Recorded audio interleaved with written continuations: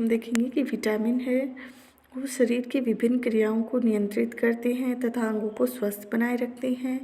अभी हमने देखा था कि खनिज लवण है वो हमारे शरीर में अम्ल क्षार संतुलन, पानी का संतुलन, और जल है वो शरीर में हानिकारक पदार्थों का उत्सर्जन, प्रोटीन है वो शरीर की रोग निरोधक क्षमता को बढ़ाती है। और अब हम देखेंगे कि भोजन का नेक्स्ट वर्गीकरण भोजन की प्राप्ति के आधार पे, साधनों के आधार पे कि हमें भोजन कहाँ कहाँ से प्राप्त होता है। तो इनको हम दो भागों में डिवाइड करके देख सकते हैं, वनस्पति जगत से प्राप्त खाद्य पदार्थ और प्राणिज या पशु जगत से प्राप्त खाद्य पदार्थ। वे खाद्य पदार्थ जो हमें वनस्पति जगत से प्राप्त होते हैं, जैसे दालें, सब्जियां, फल, वनस्पतिक तेल, शर्करा, सूखे मेवे आदि, इनको हम वनस्पतिक भोज्य पदार्थ कह सकते हैं। और वे भोज्य पदार्थ जो हमें प्राणी जगत या पशु जगत से प्राप्त होते हैं, उनको हम प्राणिज भोज्य पदार्थ कहते हैं। इनके अंतर्गत आते हैं पशु दूध, अंडा, मांस, मछली आदि। तो फ्रेंड्स, ये था हमारा भोजन की परिभाषा देखी हमने, उनके बारे में उनका वर्गीकरण देखा। और नेक्स्ट है भोजन के कार्य।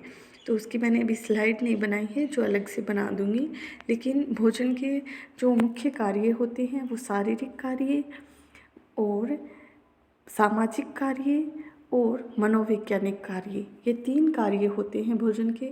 शारीरिक कार्यों के अंतर्गत क्या आता है?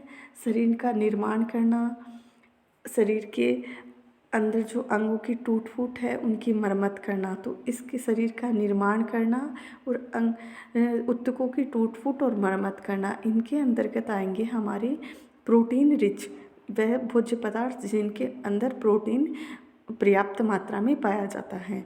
दूसरा है शारीरिक कार्यों के अंदर शरीर की वृद्धि करना, विकास करना।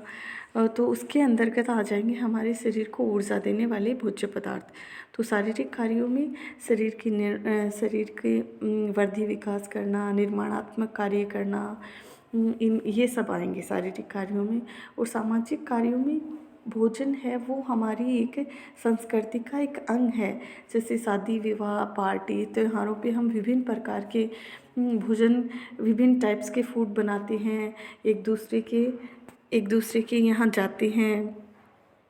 तो भोजन है वो हमें मतलब एक दूसरे लोगों से मिलने का मौका देते हैं। इनसे हमारे क्या है, सामाजिक रिलेशन बढ़ते हैं।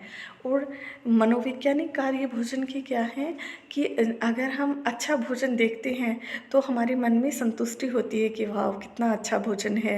और जैसे मान लो कोई डिफरेंट टाइप के पकवान हमारे घर पे बने हुए हैं या त्योहारों पे, या अगर बाहर हम कहीं रेस्टोरेंट वगैरह पे खाना खाने जाते हैं, हमारा मनपसंद भोजन होता है, तो हम उसे देख के हमें मानसिक संतुष्टि होती है कि हाँ हमने अच्छे से खाना खाया है, हमें खाना खा के बहुत अच्छा लग रहा है।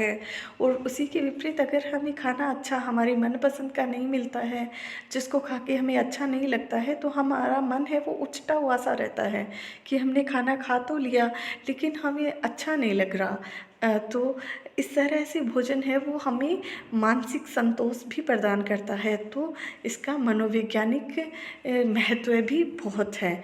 तो ये 3 भोजन के कार्य थे, शारीरिक कार्य और जैसे मान लो हमारे शरीर में जो भी शारीरिक कार्यों में हमारे शरीर के पोषक तत्वों की आवश्यकताओं को पूरा करना, विभिन्न बीमारियों से बचाना, हमारी रोग प्रतिरोधक क्षमता को बनाए रखना, हमारी हेल्थ को बनाए रखना।